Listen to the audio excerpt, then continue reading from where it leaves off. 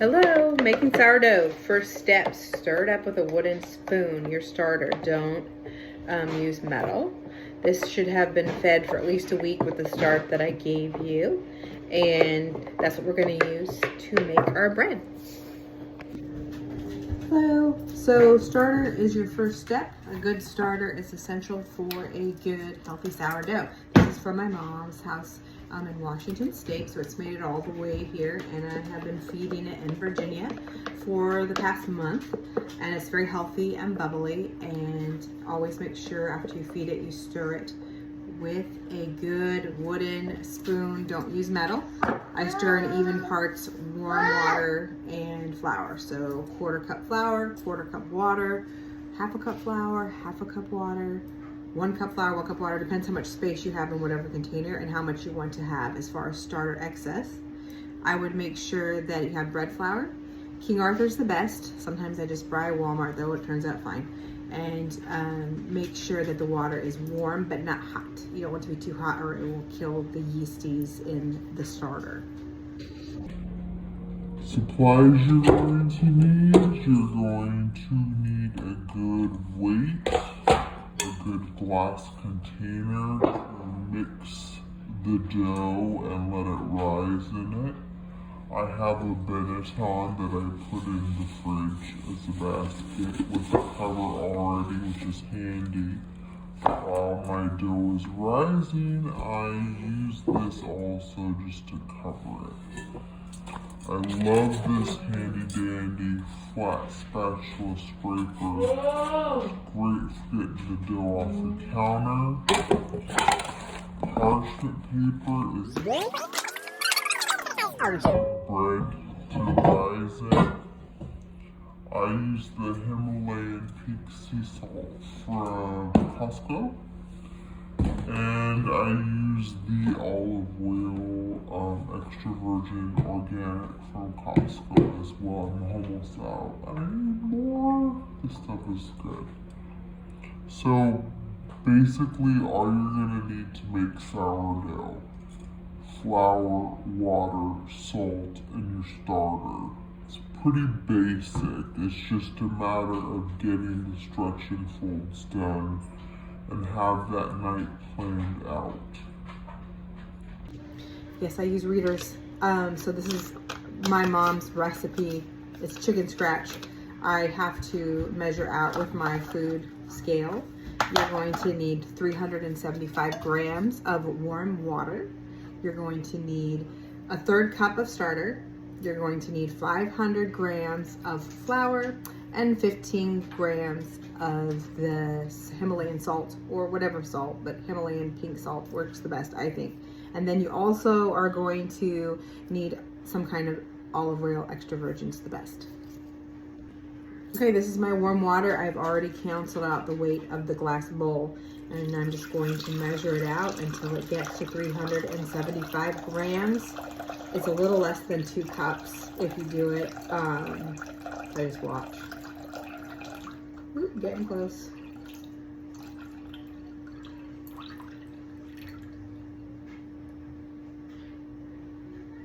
There you go.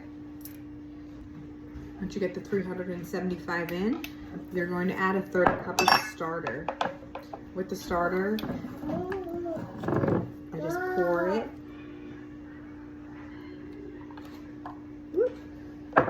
Right to 1/3 cup and pour it right into the warm water that I have already measured out.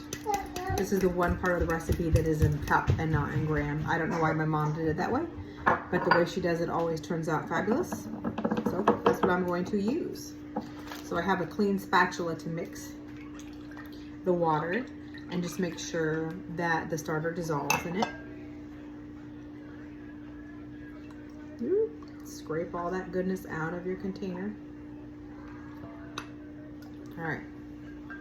The next step is to add the 500 grams of flour. 500 grams of flour is between 3 and 4 cups. I just do heaping for the first few steps. So like now it says I'm up to 300 grams. So I've gotten 2 cups in, heaping. Now it's at 419, that's 3-ish cups. Now in between, I'm gonna kind of Slowly, you know, just watch till it hits 500. A little bit more.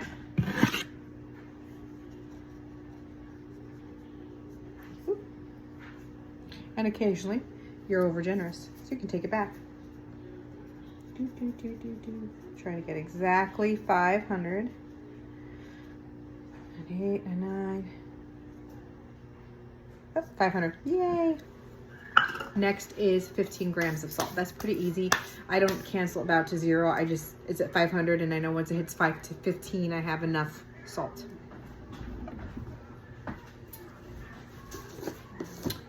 So I'm just gonna sprinkle it in, and yes, I washed my hands.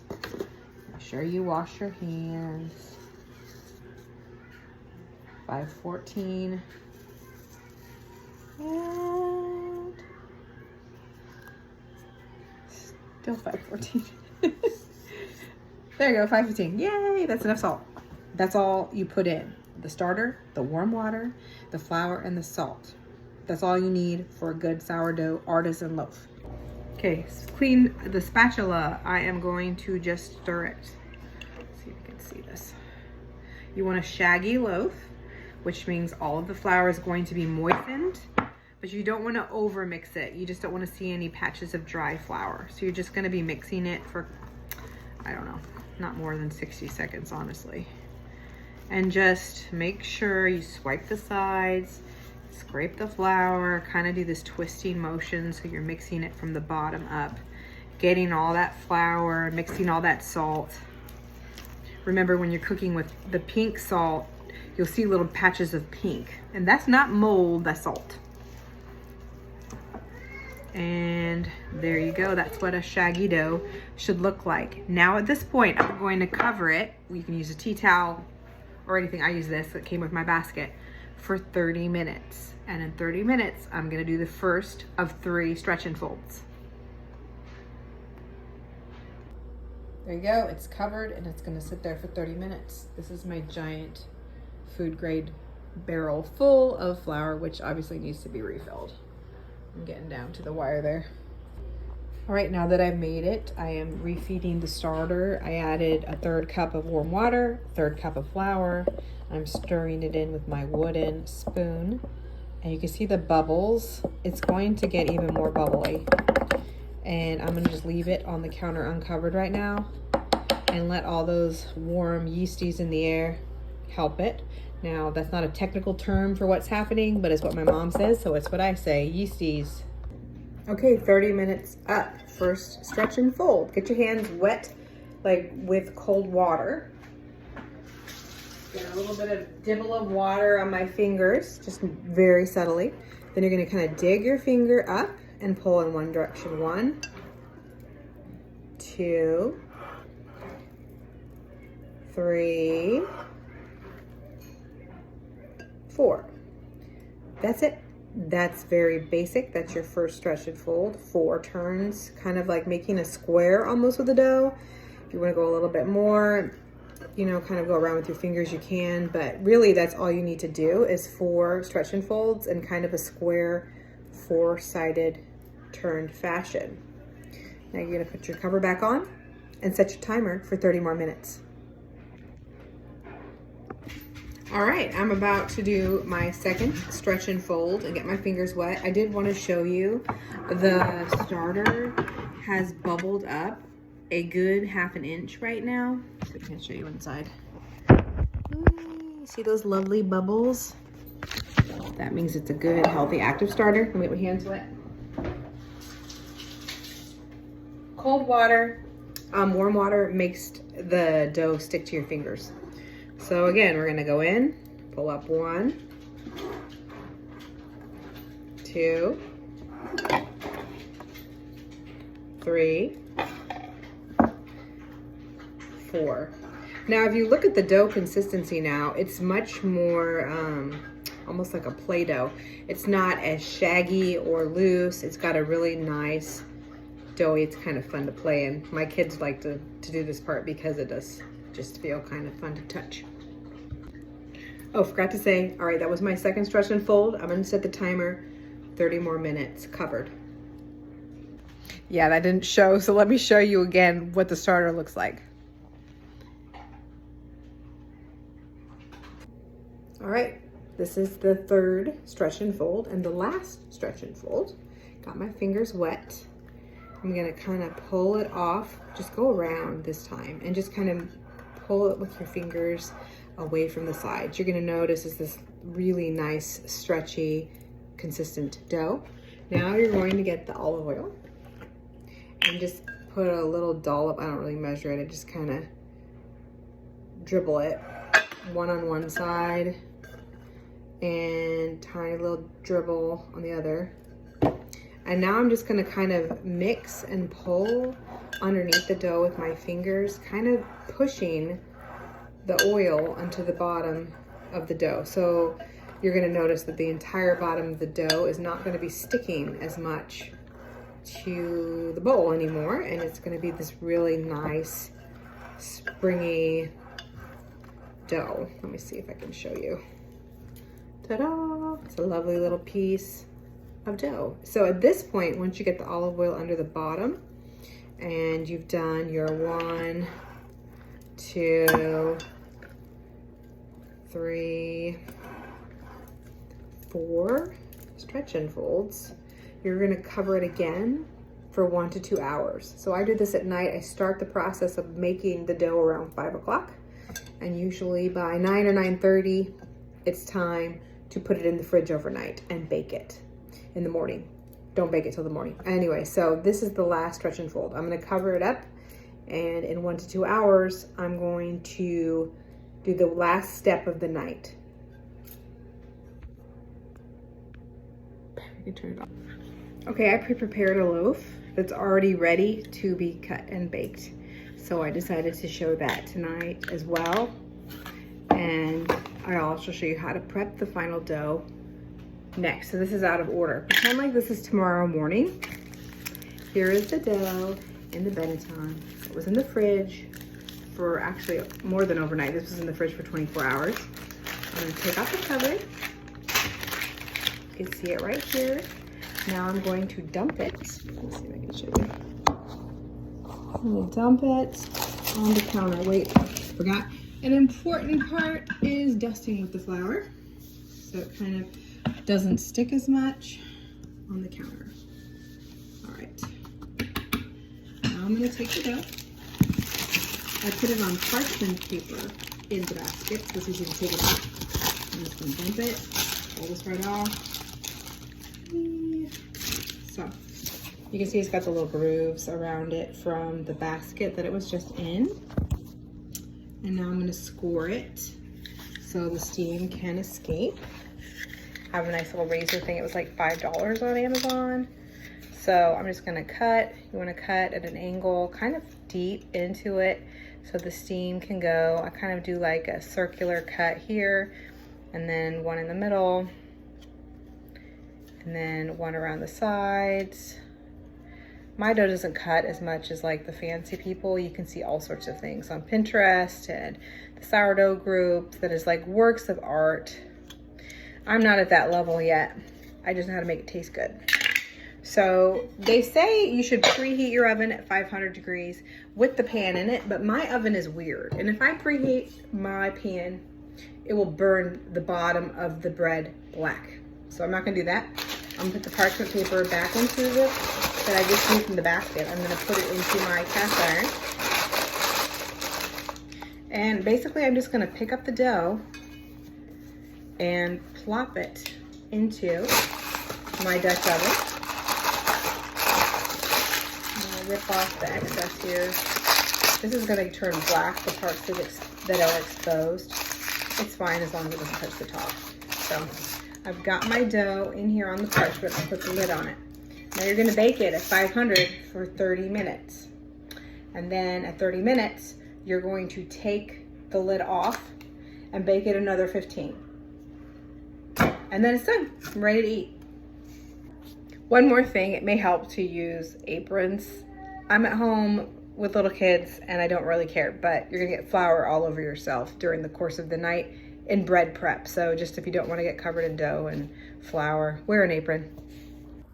I just wanted to show what it looks like. It has been baking for 30 minutes, and now I'm taking the lid off, and you can see how lovely it's puffed up. Here you have it. It is done. Ready to cool on a rack and then slice and eat with butter. Okay, here is my bread. It is a little overdone on the top, but like I said, my oven is weird. I cooked it for 10 minutes without the lid on. The recipe from my mom is 30 minutes with the lid, then 15 without. But I usually check around 10 because I want to make sure I don't burn it. And it is perfect. It's going to be a lovely loaf that will be delicious with butter. It's very hot still, but I can push it up and down and it's nice and spongy, which is what you want. And because it is a fresh loaf of bread with no preservatives, you're gonna wanna eat it in the first 4 to 8 hours or it gets stale. After that, you could use it like with French toast. Also, you can use the stale sourdough to make croutons. And I don't know if I mentioned, I think I did say 500, but 500 is the degrees that I bake my bread with.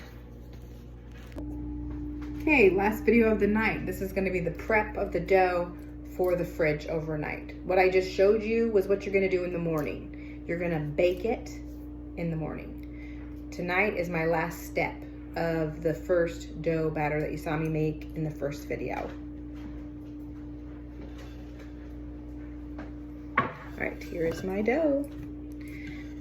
It is going to be dumped upside down. And the nice thing about the olive oil is gravity usually plays a part, and it just kind of slowly slides and then goes plop onto the floured surface, counter, whatever. See, there it goes. Here it goes. Sometimes you can help it along. Boop. And it's out. All right. So I'm going to take this lovely spatula scraper. I don't know what the fancy name for it is. So I'm going to kind of shape it and flip the dough around, getting it all floured so it's less sticky. Okay. And then I'm going to take it, and my mom called it dumpling. I don't know. So you take this corner, kind of go, weep, bring it up here, kind of like, you know, like a dumpling looks like it, like a Chinese restaurant. Is that Chinese? Yeah, so you're just gonna kind of roll it a bit, pinch it in the middle. La la la, you're adding some air and giving it a nice little massage here. Once it looks nice little dumpling circular shape, you can kind of make sure it stays in a circular dough shape, and then you're gonna get out your basket. Put some fresh parchment paper in it. Then you're gonna take your dough and put the dumpling folded side part face down in the basket. Plop, there you go. See? Now I'm gonna cover it up. And I'm going to put this in the fridge overnight. And in the morning, I'm gonna preheat my oven to 500. Then I'm going to put it in my Dutch oven for 30 minutes covered, and 10 to 15 minutes uncovered. A 10 minutes check, because if your oven is like mine, it's gonna start cooking. And the first time I did this, I just followed my mom's directions, and it was blackish at the top. I'm like, I mean, it tasted okay once you cut, but it was too much for my oven. So everybody's oven's different. You're gonna play around with it and decide what works for you. But yeah, this is gonna go in the fridge till the morning or the next day. I mean, you can hold this in your fridge a couple days before you bake it if you want, but I'm gonna bake it in the morning. It's really good with butter and jam.